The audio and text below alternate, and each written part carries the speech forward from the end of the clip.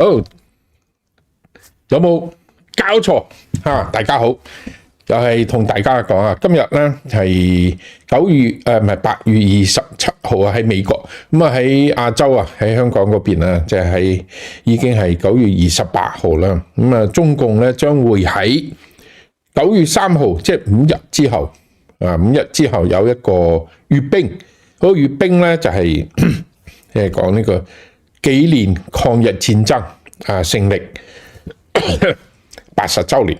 咁啊，點解要講呢個閱兵咧？其實呢個閱兵咧都係比較有意思嘅。第一，佢係一個示威因為大家都所有朋友都知。咁啊，點解要閱兵咧？喺呢個世界上邊啊，閱兵當然係即係表達自己好強大。通常喺西方嘅閱兵都係打完仗之後一場戰爭係比較正義嘅。咁打完之後翻嚟啦，咁啊大家閱兵。閱兵咧即係以前咧凱旋門大家應該知道法國有一個。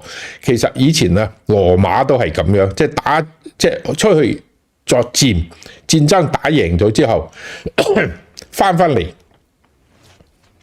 即係有一個入城嘅儀式即係俾大家睇，哇幾犀利啊，係咪？我哋贏咗啦搶咗啲嘢翻嚟捉咗啲人翻嚟即係俾大家睇。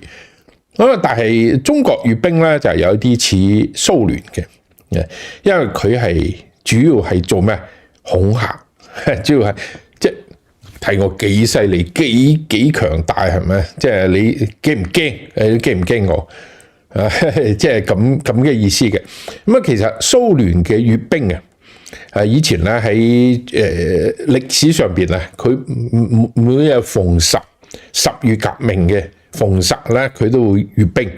咁啊，另外咧都係即係比較少嘅。咁啊，但係有一個閱兵係好有名嘅，即係第二次世界大戰。第二次世界大戰咁德國人咧就呢個巴巴羅薩嘅行動啦，就係進攻蘇聯嘅。咁啊，蘇聯方面咧，即係完全失敗得好犀利，即係全部嗰啲前線嘅部隊敗到咧，即係幾十萬、40幾萬人俾人俘虜死咗。咁啊，另外有10幾萬人嘅。咁啊，當然死好多人。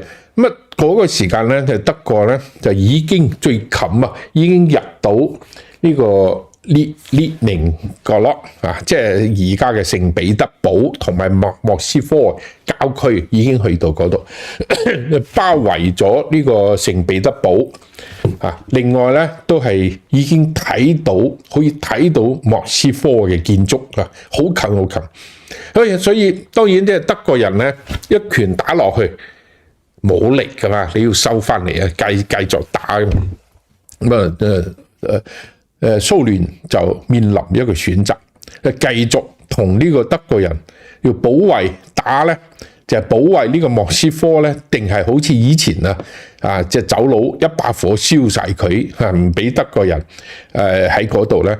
咁啊，史大林喺嗰個時間做咗一個決定，守莫斯科即係死守，所以佢就喺嗰個時間就有一個大閱兵。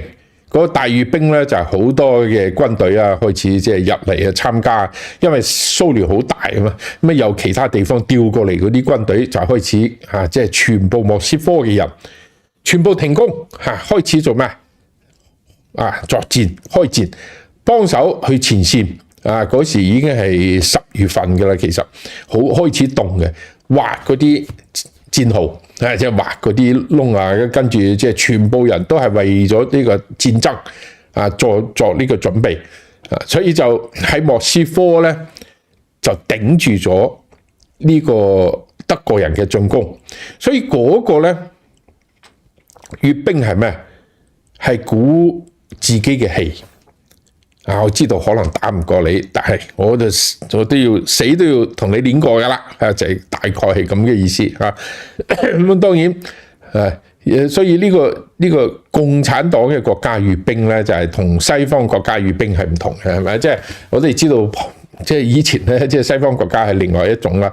咁好啦，今次呢個9月3號嘅閱兵，我哋有幾樣嘢可以講嘅。第一，共產黨其實喺抗日戰爭裏邊，佢只係一個游擊隊即係當然佢自己講佢係咩中流砥柱啊，因為係抗日戰爭，主要係我打嘅同你國民黨係無關嘅。當然呢個所有人都知道係一個謊言嚟嘅，但係中國大陸好多人唔知㗎嘛。佢要表達俾中國人啊，唔係表達俾海外嘅人，唔係表達俾其他國家或者係咩台灣啊、香港啲朋友，即係大家都知係咩回事啦。佢最主要表達俾中國大陸裏邊嘅人，有啲似咩？有啲似史蒂林喺德軍兵臨城下嗰時嘅嗰個閱兵，即係話我史蒂林我而家出嚟啦，絕對我唔會撤退。我同你死撐，一定要撐到你一定要撐到你呢個即所以下邊嗰啲軍隊一睇，哇，史泰龍仲喺度，係咪佢都要撐？即係大家係一個咩意思咧？即係同你練過咁嘅意思嘅嚇。咁當然就係嗰個有一啲似呢樣嘢嘅，因為中共而家最大嘅問題係佢嘅政權嘅合法性。咩合法性咧？就係你以前中共奪得呢個政權靠咩？靠共產主義即係大家話我哋要共產黨，我哋呢個整呢個共產主義高度公平完全公平咁當然即係共產黨嘅意識形態喺而家喺中國完全破產，咁大家都知中國有咩公平可言啦？係咪？即係你完全係另外一回事。即係你共產黨當時嘅嗰個意識形態，你個號召已經係完全冇嘅。但係一個國家嚟講你冇一個主流嘅價值觀，你嗰個國家嘅認同其實係有問題所以佢就想用另外一樣嘢，就係呢個愛國主義。或者係叫做即係國家主義嘅方法嚟做呢樣嘢，當然即係所以佢就變成咧，我唔係推翻咗呢個國民黨奪得呢個政權嘅，佢慢慢移將佢嘅合法性嘅呢個基礎移咗去另外一度，移咗去邊度咧？移咗係我係率領全中國人民咧，就即係打呢個日本侵略者，即係變成咧佢係一個民族主義嘅呢個合法性啦，佢係想做呢樣嘢，所以佢就講自己係中流砥柱啦，就係講呢個，所以你以前中共完全冇呢個抗日戰爭勝利嘅閱兵嘅，幾年都冇嘅，幾年有寫啲文章或者點，完全冇閱兵。2015年先至係第一次，2015年9月3號，因為9月2號係呢個日本向中國戰區嘅軍隊係投降。8月15號呢個日本人宣布投降但係到9月3號、9月2號先至喺幾個地方，即係比較主要嘅地方舉行呢個投降嘅儀式包括喺呢個Battleship Missouri 上邊簽嗰樣嘢啦，而家仲停喺呢個夏威夷係另外咧喺中國都係喺呢個簽即係向呢個中國嘅即係軍方即係正式投降9月2號，所以9月3號咧就比以前俾中華民國就定為呢個勝利日。勝利日咁共產黨咧，即係當然就係另外一回事啦。佢又冇打呢一份仗佢又講呢樣嘢，所以而家你睇下，即係共產黨講嘅好多呢啲即係呢啲抗日戰爭嘅嘢咧，即係大家知道好搞笑好搞笑。不過呢個係共產黨需要，因為佢唔係你，佢唔係你喺海外呢一批人佢主要邊個咧？中國嘅細路仔。喺中國嗰啲人，因為嗰啲人唔知道嘛。譬如話我哋我咁大年紀嘅人，我係有懷疑啊，有懷疑，因為即係喺中國嗰度啊，佢哋去做調查啊嘛，有懷疑啊嘛，呢個抗日戰爭好似唔係好啱啊，有啲嘢唔係好啱啊，有啲故事有啲問題啊，但係真正睇到所有資料係嚟到香港嘅，咁啊嚟到香港之後，你先可以買到一啲書。會講抗日戰爭係點樣嘅，當時發生咗乜嘢，邊一啲戰場，邊一啲戰役啊，點樣打法？咁你睇完之後，你當然就知道啦。呢個具體嘅嘢，我相信唔使講太多俾大家，因為大部分我哋嘅朋友都知道嘅。譬如話一個好簡單嘅嘢，抗日戰爭，國民黨嘅軍隊即係國軍啊，當時嘅國民政府軍。或者係國民革命軍即係死咗250個將軍，中共咧一個左權係一個師嘅參謀長，另外一個劉志丹嗰個係要比較早啦，即係一個黃河咧就俾自己人打死嘅，係根本都唔係同日本人作戰死嘅，俾人由後邊打死嘅。咁所以中共嘅比較高級嘅軍官死嘅得2個人，一個係左權，一個劉志丹。咁啊，國民黨嗰邊咧，當然就犀利啦，200幾十個。當時咧，中國使好多錢組建一個即係幾個最先進嘅部隊，即係中央軍嘅部隊，全部係德國嘅武器、德國嘅裝備啊！嗰個叫做德械師喺抗日戰爭嘅3個月之內全部打完，冇全軍覆滅啊！全部打完。咁啊，當然後邊咧打咗22個比較大嘅叫做會戰啊，即係起碼都係幾萬人啊，死傷幾萬人啊，即係打死即係作戰啦，對方嘅損失都係上萬人嘅22個。呢啲咧就係全部都係歷史嚟嘅嚇。咁啊，共產黨嗰邊咧，打咗2場可以攞出嚟講嘅2場戰鬥，一個叫做平心關，即係山西嘅一個地方。嗰時係其實係另外一場戰役嚟嘅。共產黨喺中間咧係參加嗰個戰鬥，伏擊咗日本人嘅一支後勤嘅一支車隊即係嗰個大概打死咗100個百零個呢個日本嘅軍人。一個後勤嘅車隊有幾多人啫？係咪幾十部車即係就係咁多人㗎啦。當然呢個係共產黨嘅一個成績。另外一個就係所謂嘅8團大戰啊。8團大戰究竟有幾大效果？打死幾多人？大概而家你睇幾方面都係幾百人，可能即係一兩千人。如果打日本人嘅話，咁啊打咗100個團咁多嘅喺度打下，之後就冇啦，完全冇啊！喺同日本人作戰。完全冇。我哋喺中國大陸大嘅人都知，你知道所有嘅講抗日戰爭嘅呢個對日本戰爭嘅所有嘅電影啊，咩地道戰啊、地雷戰啊、咩小兵張嘎啊、咩沙家幫啊，你見到嘅日本人唔會超過100人嘅。全部都係好小型嘅呢個即係游擊隊啊，打呢啲嚇。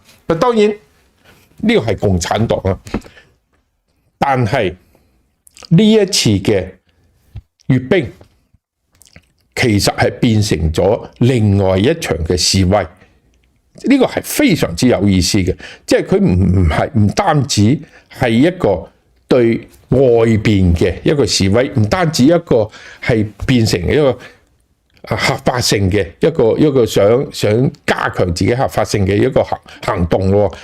而家嘅中共嘅呢一次93閱兵，好大一個程度上邊演變成為中共軍方解放軍嘅軍方向習近平嘅示威，非常之可圈可點。中間我哋第一件事就係到而家嗰個指揮嘅，即係嗰個閱兵嘅總指揮仲未公布。以前唔係嘅，以前咧係一兩個月之前已經知道邊個係閱兵嘅總指揮，因為有一個軍官啊嘛，軍官指揮閱兵，咁啊報告俾呢個最高統帥啊，就係即係應該係習近平去閱兵啊，要報告俾佢噶嘛。但係呢一次呢個人係邊個，一路都冇人知啊，好多記者去問都冇人知。中國外交部話：我哋到時會通知噶啦，就係咁講。究竟係邊個做指揮咧？冇人知，因為點解咧？因為以前所有嘅閱兵指揮呢個總指揮都係北京軍區嘅司令，而家北京軍區冇啦，咁應該係究竟係邊個咧？就係應該係中部戰區嘅司令，因為你即係冇軍區啦嘛，7大軍區改成5大戰區啊嘛，咁但係呢個北部戰區嘅司令而家其實係有問題嘅，即係呢樣嘢係非常之搞笑嘅一樣嘢，因為而家中共嘅軍隊對習近平嘅不滿啊，已經去到台面之上啊，已經去到好犀利。當然，我哋先講呢個閱兵，一次閱兵之前咧有3次演練喺北京演練咗3次，佢唔使演練3次嘅，大佬以前都係喺北京郊區演練之後，係提前24小時入去就開始演練。其實冇乜好演練嘅，即係軍隊啊，你喺邊度都係演練啦，都係好似演習咁，當然其實係一樣嘅。但係呢一次整咗3次，咁啊，所有人都喺度問一個問題，就係邊個指揮咧？而家所有人都知道嘅一個情況，一個問題，就係而家嘅過去呢3次演練嘅，一定要有一個指揮嘅，冇可能冇人指揮嘅嚇，一定有一個人指揮。呢個指揮嘅人就係劉振立。劉振立咧就係而家嘅參謀長，解放軍嘅參謀長，即係或者以前咧係咪總參啊、總政啊、總後啊3總部嗰個總參，就係變成俾習近平軍改之後改成嘅聯合參謀部嘅參謀長，即係等於係以前嘅總參，就係咁嘅意思。所以全部都係佢指揮。所以到而家仲剩翻幾日，仲未宣布，最有可能嘅佢內部嘅講法，就應該就係劉振立嚟指揮。所以參加呢個閱兵嘅有40幾個方隊啊，有飛機嘅方隊啊，有直升機嘅方隊啊，導彈嘅方隊，係咪？即係有海軍嘅，有空軍嘅，有好多民兵嘅、女兵嘅預備役嘅，好多方隊40幾個。咁但係正式嘅陸軍嘅嗰個方隊啊，有一句說根本都唔係部隊，而係軍校嘅學生。呢樣嘢就幾有意思啊！當然唔理佢啊，但係指揮係劉振立。最近最新嘅消息姚成放出嚟嘅，佢話有一啲將軍寫信，話佢哋唔會接受一個習近平嘅閱兵，原因係咩？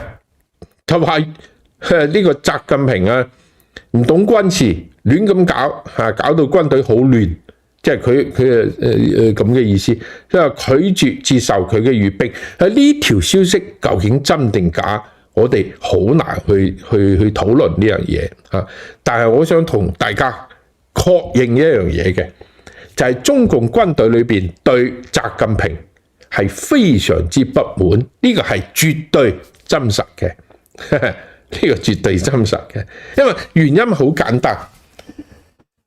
習近平上嚟之後做呢個軍改，我哋先冇講軍改。習近平上嚟捉呢個軍權，軍隊裏邊最代表習近平嘅係邊個？可能大家話係咪張又俠啊？係咪許其亮啊？或者苗華啊？何衛東啊？唔係，係鍾肇軍。鍾肇軍啊，係習近平喺浙江帶過嚟嘅一個秘書。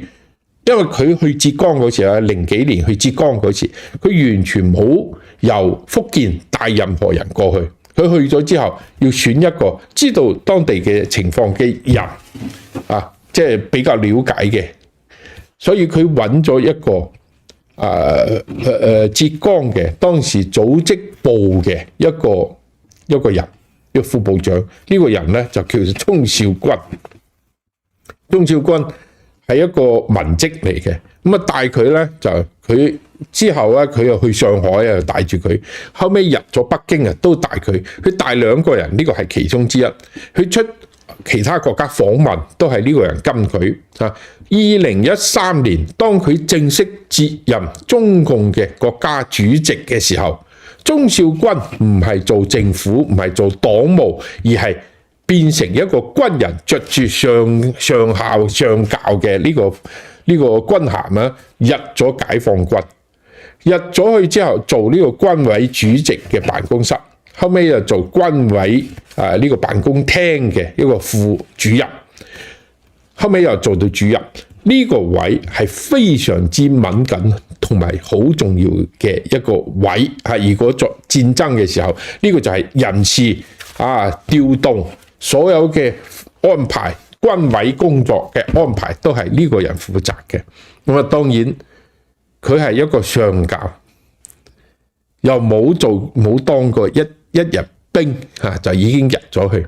咁啊，我哋所了解嘅情況咧，因為佢習近平係對佢絕對信任，所以有啲將軍啊，對呢個軍改啊，或者對其他嘅問題有提意見嘅時候咧，因為你唔識啊，你又唔係軍人啊，你啊根本都唔識嘅，咁啊，所以對呢個提意見嘅時候，呢個鍾肇軍係完全睇唔起嗰啲將軍，而且好串啊！廣東話點講？好串，即係睬你都傻，即係會鬧人嘅。態度好強硬，所以佢當然得罪好多人。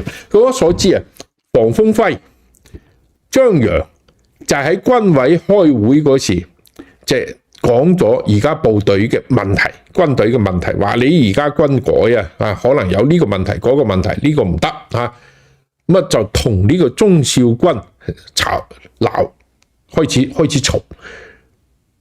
之後呢2個人被捉。一個係總參謀長，一個係總政治工作部嘅主任，即係總參總後2個人捉起之後，一個死咗，張楊死咗，黃豐輝咧就俾判刑，判得好犀利嚇。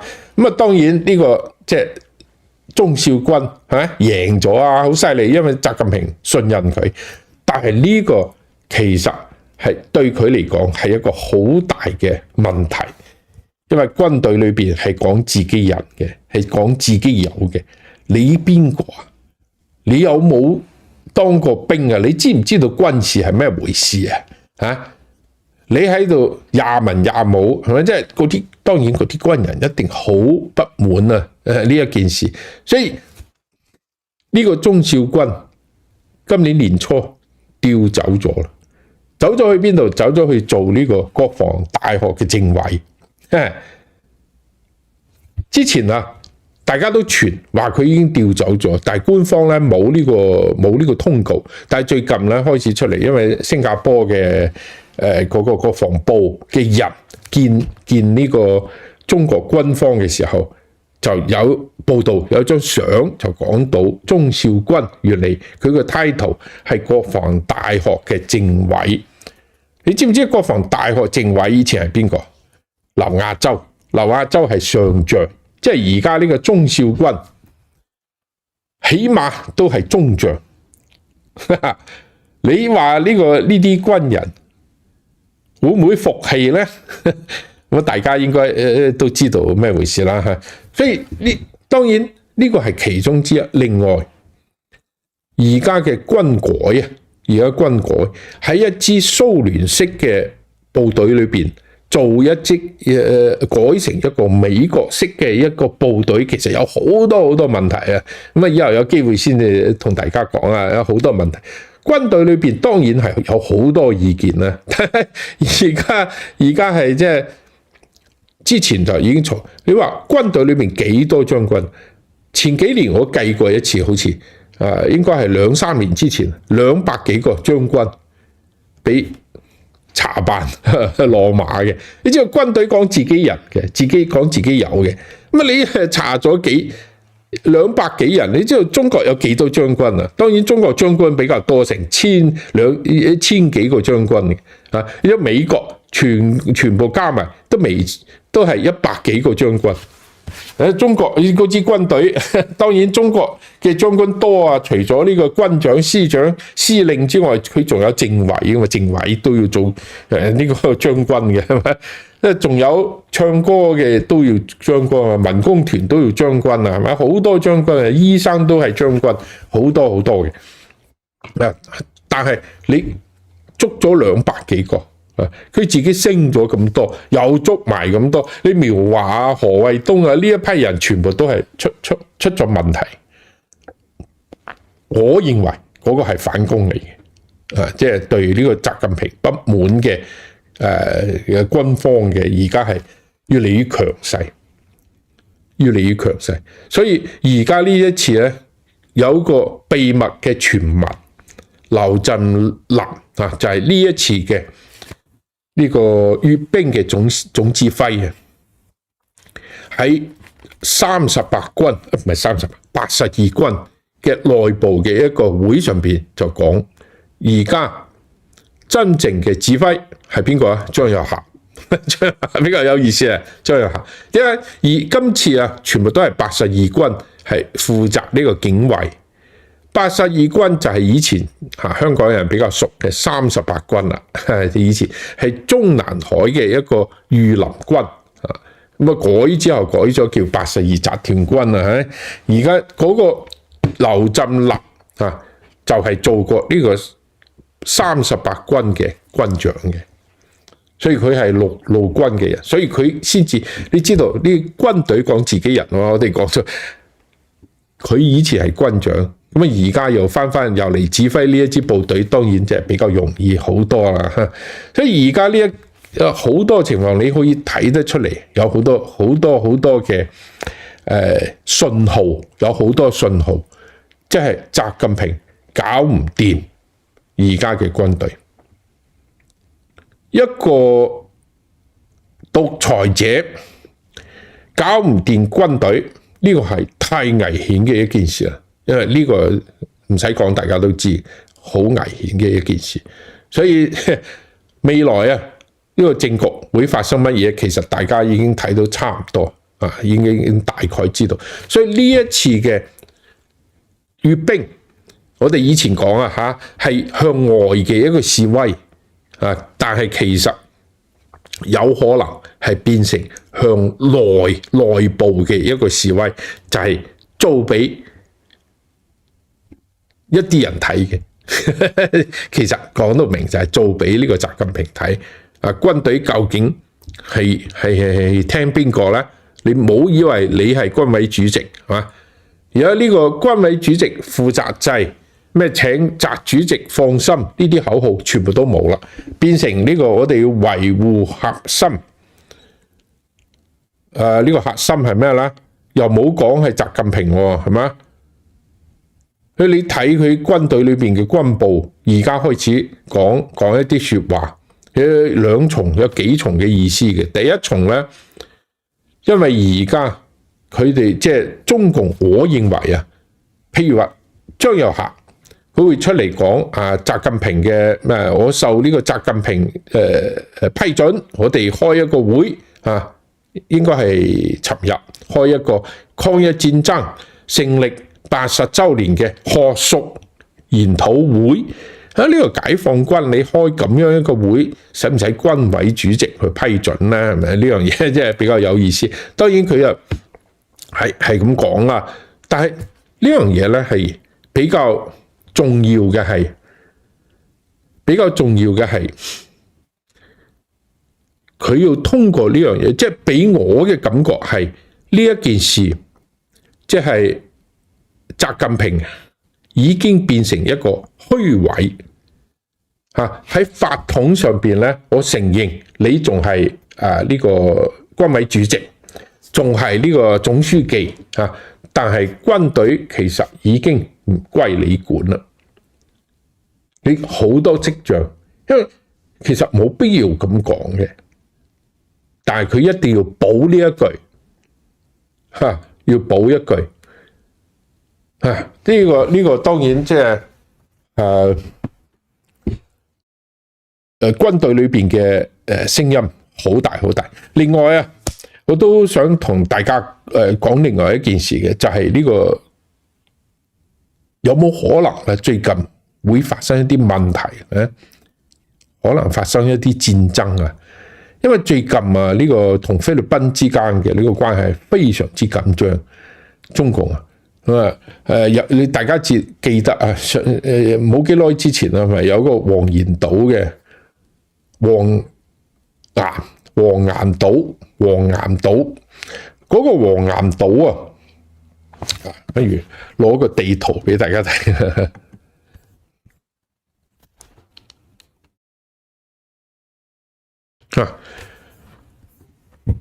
呢個咧就係呢個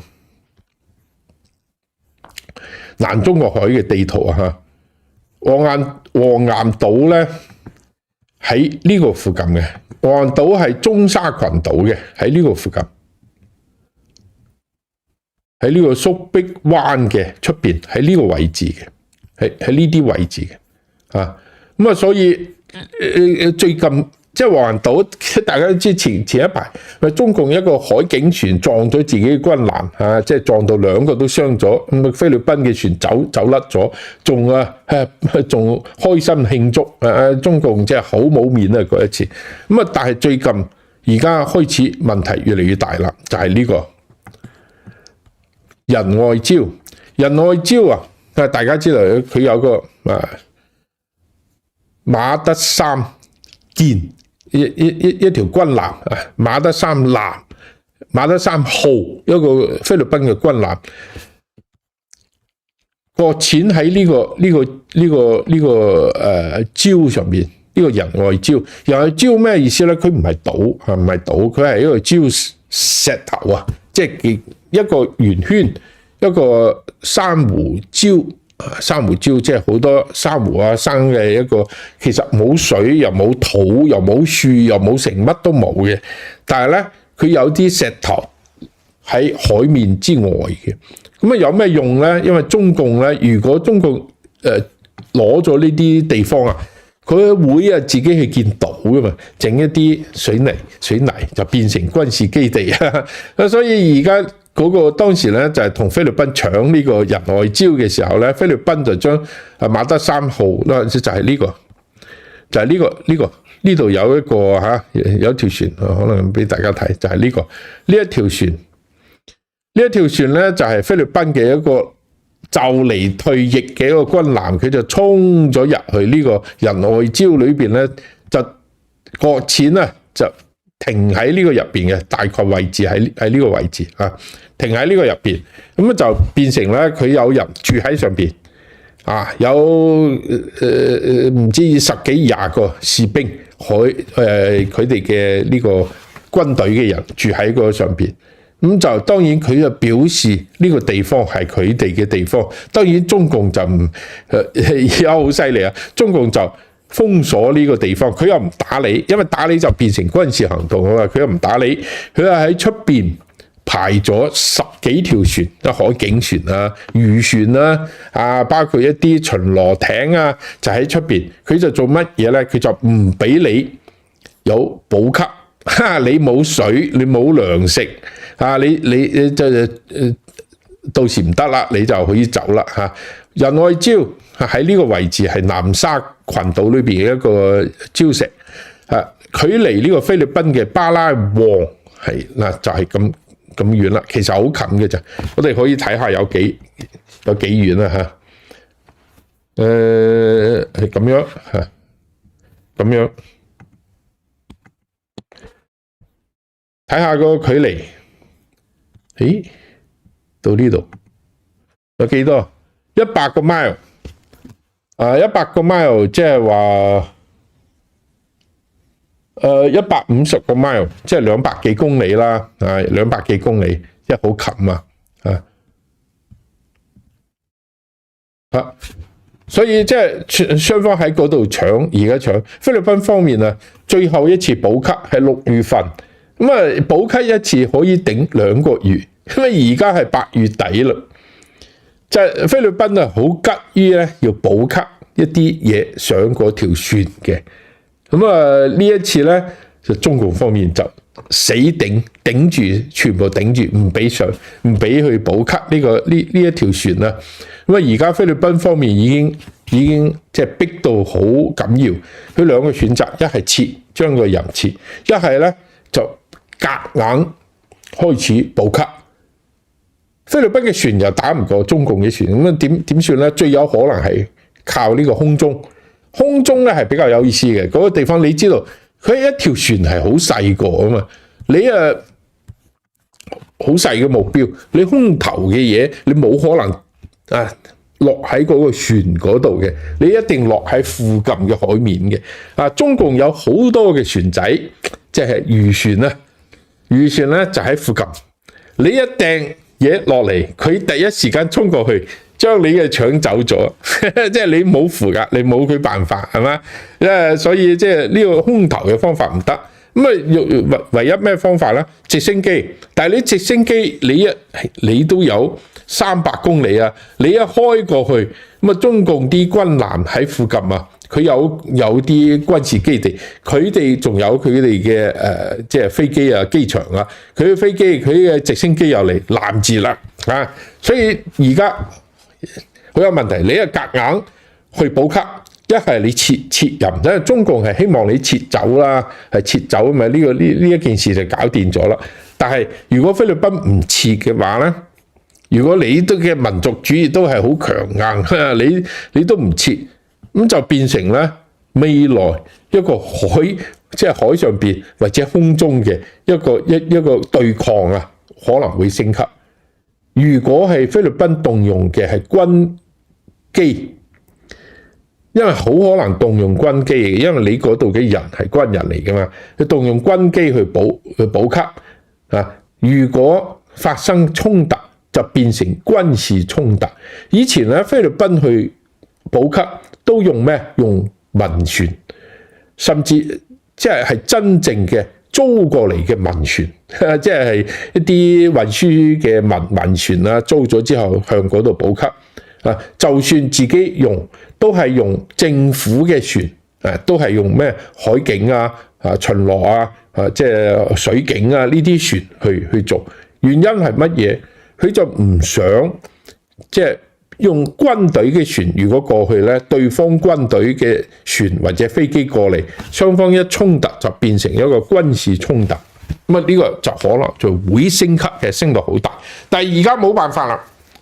菲律賓方面咧，動用呢個海警船用咗咧4-5條船過去，咁啊中共用咗11艘嘅呢個海警船攔截，所以而家運唔到過去。咁啊馬德里3號上邊呢啲人啊，佢唔即你冇補給上去餓死噶嘛，一定要補，所以得2個選擇，你一係就強硬。如果用軍方嘅呢個船隻或者係飛機過去，咁啊中共嘅軍方嘅船隻飛機就過嚟。如果真係有衝突，會唔會拖埋美國人落水咧？因為菲律賓同美國係有一個軍事同盟嘅關係嘅。中共而家絕對唔退讓，係要攞翻面啊，係嘛？你喺黃岩島嗰度自己船撞自己船，好瘀啊嘛。但係而家即係中共海軍好嬲，非常之嬲。佢呢一次一定要攞翻嘅彩，佢一定唔會退。咁啊，菲律賓呢邊咧，如果都唔退嘅話咧，呢個雙方喺呢個南中國海呢個衝突好有可能發生。咁啊就係另外一件事啦。